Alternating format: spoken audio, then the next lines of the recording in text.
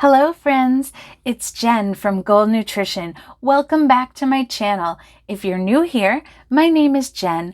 I'm a registered dietitian, the founder of Goal Nutrition, and a planning enthusiast. And today I have a very exciting video for you.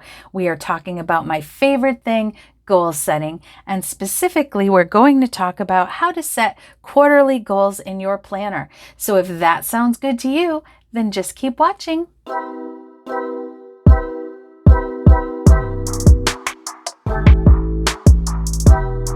Okay, so as you can see here, I have some items from the recent Plan to Happy Life, Be Happy box. No, we're not talking about gardening goals today.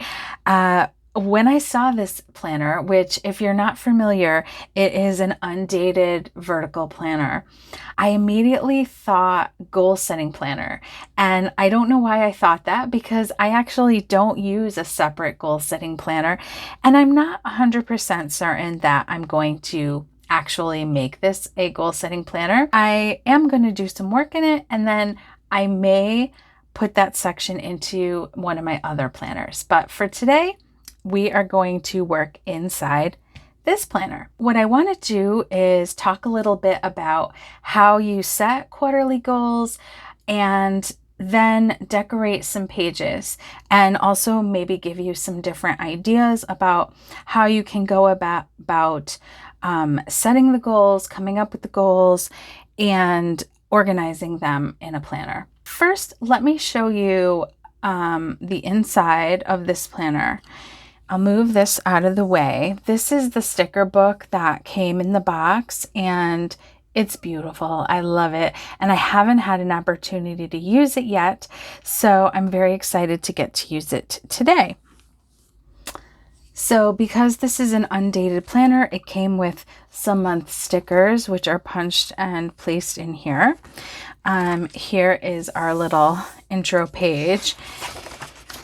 And the work that I'm going to do in here, I'm actually going to do before it gets into the monthly and the weekly pages, but I will just give you a quick peek in case you haven't seen this. I know there's flip throughs all over the place of this planner, but in case you haven't seen it, it has these super cute dividers, and then it goes into your monthly, and then this is where this planner is quite different because it's targeting gardening. It has these different pages. I really can see some potential for how you could turn these into your monthly goal setting pages. So that will probably be coming in another video, because this is actually video 1 of a series on goal setting that I want to do. So I won't be doing these pages today, but stay tuned. Then here are your weeklies.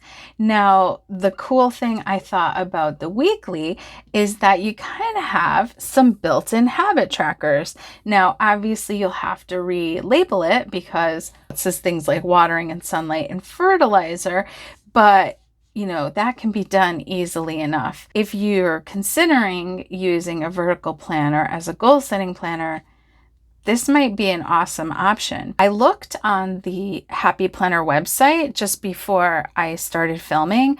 This box is still available, and it's available on sale right now, which is really cool. So it will be linked down in the description box. I am a Happy Planner affiliate. So what that means is if you click any of the Happy Planner items that I have linked down in the description box below for you, and you make a purchase, I do earn a small commission at no extra cost to you. Also the same for Impress Manicure. So if you do that, thank you so much for supporting my business. I will say that the nails that I have on today are not available on the Impress Manicure website, but there is a general link to the website, and I'll list the name in case they become available again. Let's get into goal setting. This is my wellness vision board, and I do have a video on how to make a wellness vision board, and I will link it for you up in the cards and down below in the description box. Now, certainly the things that we're going to talk about tonight in terms of vision boards and goal setting, you can apply these to any aspect of your life, any area of goal setting that you choose. As a registered dietitian and a nutrition coach, in my business, I do help support people with their wellness goals mainly. And so my first video that I filmed here on the channel was all about how to make a wellness vision board. And so this is the wellness vision board that I made. Basically, my advice, if you've never set goals before, is that you want to start with some type of vision. Now, if we're talking about wellness goals specifically, then you want to start with your wellness vision. If you don't know where to start, if you don't know how to come up with your vision, please check me out over on Instagram at Goal Nutrition. I have a whole goal setting guide up on the guides tab of my profile. But also yesterday, I posted a post about a wellness wheel and some ideas about how you can come up with the areas of focus that you want to make your wellness vision board about, all about how you decide what your wellness vision encompasses. And that also really helps provide you with a very strong why behind what you're doing, which strengthens your motivation to carry out the actions that you're going to have to carry out to achieve your goals. This vision board I have in my wellness/fitness planner, which is my colorful leopard guided journal. I have a video about how I turned this journal into my wellness planner. So if that interests you, I'll link that for you as well. Truth be told, my goal setting does go beyond just my wellness goals, and I have been considering making a new vision board to go into this new goal setting planner that would encompass all the things that I am working on for the rest of this year. In terms of how long you want to look ahead when you're creating your vision, well, there's no right or wrong. I mean, you certainly can have really big dreams that go out into the next 5 years or however long you think it would take. That can also be quite overwhelming for some people, and they don't want to look at that length of a time. So let's talk about the here and now. And let me move this out of the way, and I'm going to grab the other planner. So here we are at Q3. Half of the year has gone by, and oftentimes, our quarterly goals are going to be segments of our year-long goals. At the beginning of the year, you decide that there are certain things you'd like to work on that you'd like to achieve over the course of the year, and you break it up into 3-month, more digestible segments of work so that you're not so overwhelmed by this big, big goal. But hey, it's the end of June, and perhaps this is the first time you're considering setting a goal. That is perfectly fine. There's a couple different ways that you can approach it. So let me open the planner up.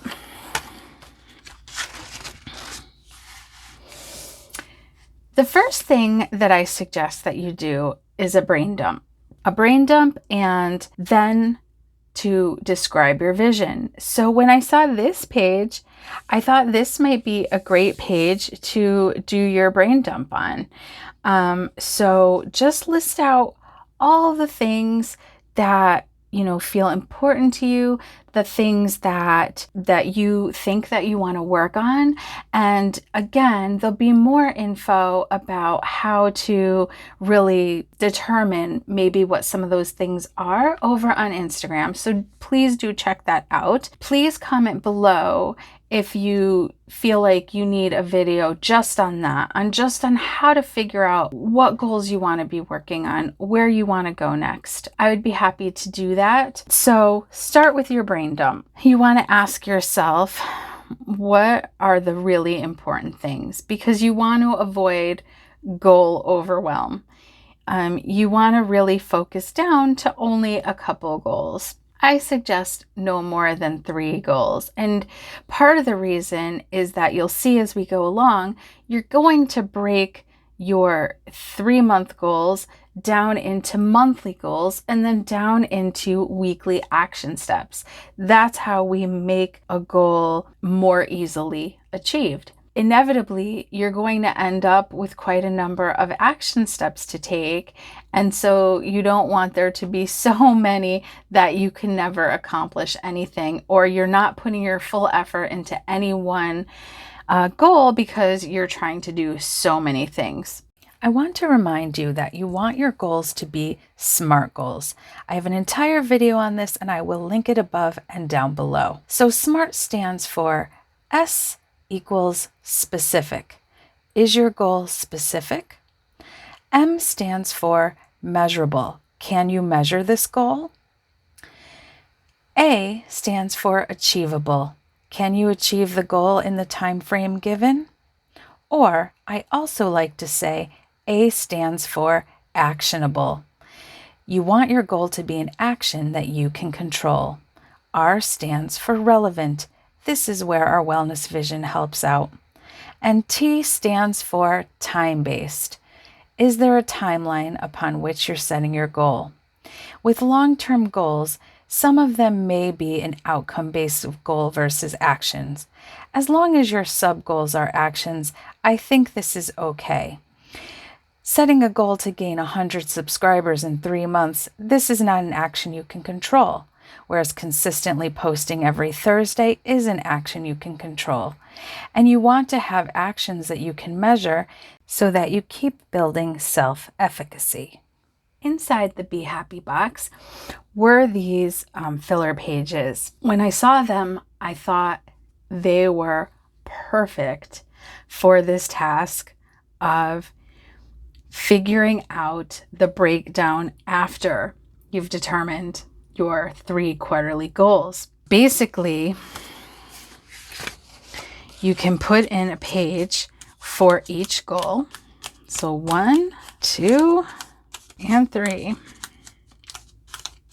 And then how I envisioned it working out is that you can use this area here to fill out your quarterly goal, this area here to list your 3 monthly goals, and then this area here to write out the action steps that you would have to take within each month. And so I am going to demonstrate how I would set this up by decorating one of these pages. I want to make a separate page that just outlines my 3 quarterly goals. This is totally extra and probably not necessary.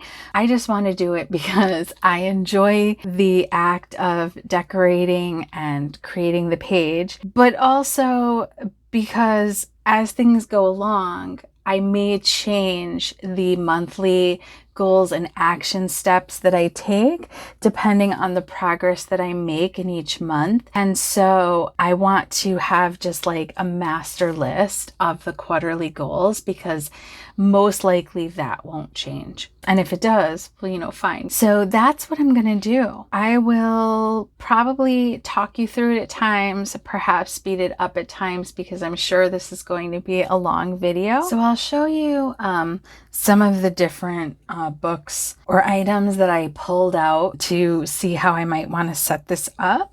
So I've had these big Mambi stick rose gold letters for a while, so I'll probably use those. I grabbed the Indigo book just because there is a bit of rose gold in it, and specifically there are these rose gold little boxes that I thought might come in handy, so I pulled that out. I grabbed the Sophisticated Florals book because it seemed like the colors might be complementary to the book that came in the Be Happy box. And there's a bit of rose gold in there too. So I thought that might be, give some good options. I'm not sure what I'm going to use and what I'm not going to use, but just showing you. So Again, all these things will be linked below if they interest you. And then I grabbed the Girl with Goals, which again, the overall color of this book doesn't really match, but there is a bit of rose gold, and there's some rose gold labels, and there's some, here we go. There's some really nice rose gold quotes. I thought that, you know, one of these might be nice to include. So that's what I've got. All right. So I'm going to set this page up first. Oh, and I also have all the washi from the box. And these, all the washi. So probably maybe use some washi too. This dot grid page is from a Happy Notes that I had bought a while back. And I thought that, you know, the colors were complementary. I don't know if you can get this particular Happy Notes notebook anymore, but the Colorful Leopard journal does have quite a bit of nice dot grid. It's more of like a slate blue, and a lot of the Happy Notes notebooks come with dot grid. So I'll see what I could find. If anything looks good, I'll link that for you too. All right, let's do this.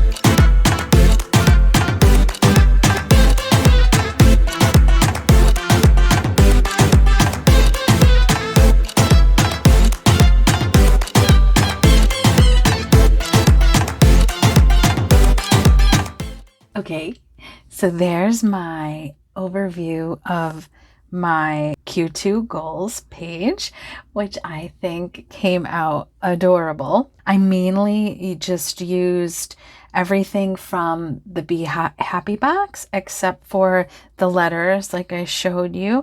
And the goals is from the Girl with Goals sticker book. Otherwise, these are from the garden sticker book that came in the Be Happy box. This is the washi, and this too, which says plant dreams and grow a happy life. So I love it. I love it. I love it. So now I'm going to move on to doing one of the quarterly goal pages. So let's do that.